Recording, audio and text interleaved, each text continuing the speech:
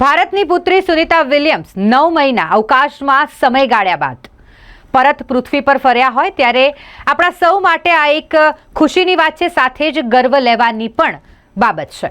તેવામાં ખગોળશાસ્ત્રી દિવ્યદર્શન પુરોહિત દ્વારા અવકાશમાં જે પણ થયું, સુનિતા વિલિયમ્સે શું નોટ કર્યું, કેટલા કિલોમીટરની યાત્રા કરી, આ તમામ વિશે માહિતી આપવામાં આવી। આપણા 140 કરોડ ભારતીયો માટે ગૌરવની વાત છે કે ભારતની સિંહણ સમાન દીકરી સુપુત્રી ભારતની ગૌરવવાન સુનિતા વિલિયમ્સ આજે રાત્રે મધ્યરાત્રે 3:27 પરત ફર્યા છે। એલન મસ્કનું જે સ્ટારલાઇનર નામનું સ્પેસશિપ છે એની ઉપર રહેલું જે ક્રૂ મોડેલ હતું, એ ક્રૂ મોડેલમાં બચ વિલ્મર, નિક અને એલેક્ઝાન્ડર કરીને 4 એસ્ટ્રોનોટ પાછા ફર્યા છે।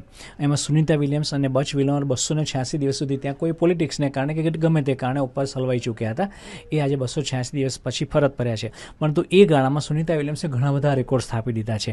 પહેલું તો એસ્ટ્રોનોટ તરીકે, મહિલા એસ્ટ્રોનોટ તરીકે 62 કલાક અને 6 મિનિટ સુધી બહાર સ્પેસમાં અવકાશમાં રહીને કામ કરવાનો પહેલો રેકોર્ડ સ્થાપ્યો છે।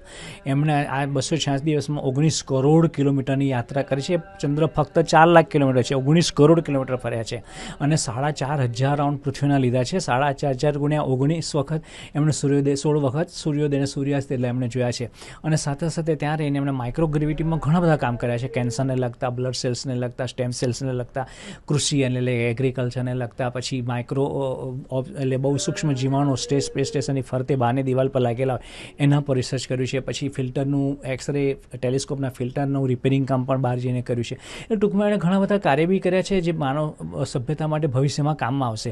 સાથે સાથે એ જે 286 દિવસ રહ્યા, એટલે 286 દિવસ દરમિયાન આટલો લાંબો સમય અવકાશમાં કાઢવાથી શરીરને કઈ પ્રકારનું નુકસાન થાય છે, એટલે ભવિષ્યમાં મંગળ પર એસ્ટ્રોનોટ જશે એને કઈ પ્રકારની કામગીરી આપવામાં આવે, કઈ પ્રકારની સુવિધા આપવામાં આવે કે જેથી કરીને એમની હેલ્થ સારી રહે, એ પણ એમણે બહુ મોટું કામ કર્યું છે।